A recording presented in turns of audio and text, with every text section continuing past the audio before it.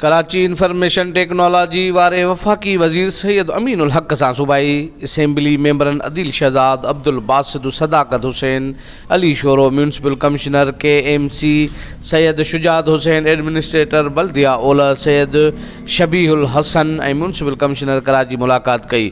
ग़ुलाम कादिर राव पोटो सां गॾु औरंगी टाउन गुलशन बहार में असेंबली हाल जे चौधारी हलंदड़ कमनि जो मुआइनो कयो ऐं असेंबली हाल जे ऑर्गेनाइज़रनि सां मुलाक़ात करे कमनि जा तफ़सील मालूम कया। अॻूणे सूबाई वज़ीर इजलास जे ऑर्गेनाइज़रनि खे यकीन ॾियारियो त मकानी इदारनि वारे वज़ीर जी हिदायतुनि ते समूरनि यूटिलिटी सर्विसिस जे नुमाइंदनि शिरकत कई। इजलास में सूबाई असेंबली जे मेंबरनि ऐं म्यूनसिपल कमिश्नर KMC ऐं एडमिनिस्ट्रेटर म्यूनसिपल कमिश्नर ओलह बल्दिया शिरकत कंदड़नि खे रस्तनि ते समूरनि मसइलनि जो जाइज़ो वरितो।